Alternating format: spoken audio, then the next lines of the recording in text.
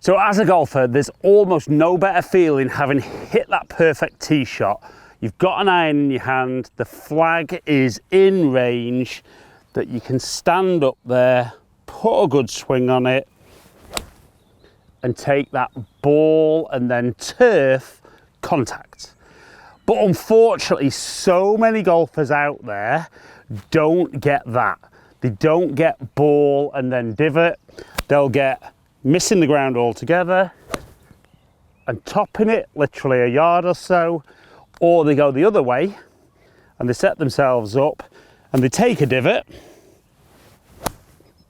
but the divot is way behind the golf ball. So the first thing we need to understand is, why do most people struggle with that? And second of all, and most importantly, how do we fix that? So I think the problem for a lot of golfers is, particularly golfers who struggle with ball striking, is they want to get the golf ball in the air. So in their head, they're trying to get underneath the golf ball. Now, I know it sounds like, well, if I get under it, the loft of the club will do the work. But the problem is that's not what we need to do.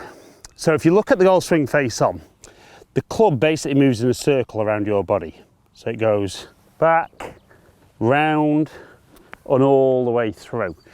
But the club moves up in the backswing, it moves down, reaches the lowest point of the swing, and then continues back up.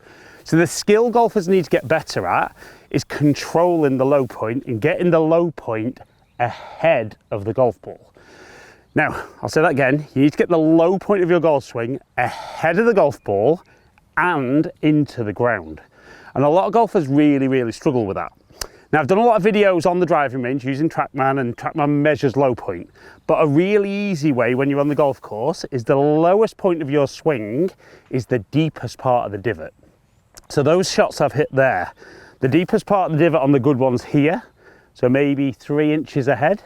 The deepest part of that divot is maybe 3 inches behind. So you can see that is a huge issue. So a great way of practicing it is get a tee. If you're on the golf course doing this, you need to replace your divots, and I'll be doing that shortly. Is scuff 2 lines. Put one line where the golf ball would be, and put another line maybe 3 inches ahead of the golf ball. And all you're going to do now is you're going to set up, I've got the ball in line with the back line, but all I'm going to do is when I swing, I've got to make sure that I'm trying to hit the ground there, which my low point will be even further ahead. So I know what you're thinking, that's great, how am I going to do that?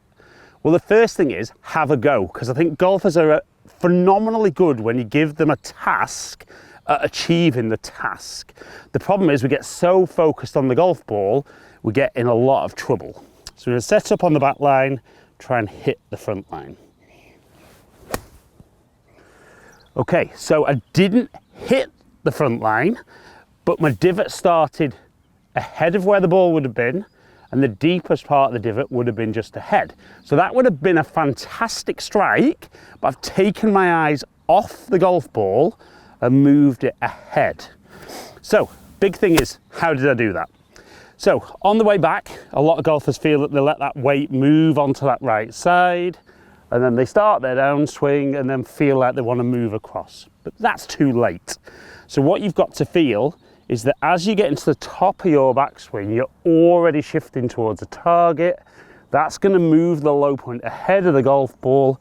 And then as you straighten that lead leg, that'll stop you just getting too deep into the ground.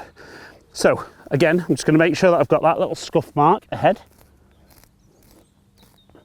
And then I'm going to pop the golf ball on that back line. And I'm simply going to focus ahead at the line. Obviously, when you're playing in a competition, you can't do this. But if you can get in that habit and get the feeling of what you need, really will transform your iron game. And it's the same with fairway woods and hybrids, to be fair. The ball will just be a little further forward in the stance, but you're still looking for that low point ahead. So again, we're going to set up to the golf ball, focus ahead, get the weight onto that front leg. And that's absolutely as good as I can hit it. We see the divot wasn't quite as deep, but there was ball and then ground again. And again, the deepest part of the divot is maybe 2 inches ahead. Now, like everything, it's fantastic when you do a little drill like that and you can have the line. Then the key is if I go there and now the line's finished by that last divot, I'm simply going to have that focus, not looking at the ball, not looking at the back. Here's so much of that. And if I said to you, which swing feels better generally for you, practice swing or actual swing? Comment below. Did most of you say practice swing? It's because there's no golf ball there. So if we can keep our focus on what we're doing and let the ball get in the way, that's where the results become fantastic. So we're going to set up to the golf ball, focus ahead to try and control that low point. And again, that's absolutely perfect. And it's a massively undervalued skill in my opinion. If you can learn to control low point, it's great if you can go on TrackMan. I appreciate not everyone has, but even hitting balls on the turf there, I've hit the ball, then my club's hit the ground. The deepest part of the divot is ahead. That's going to give you ball and then turf contact every single time and really take your ball striking to a whole new level.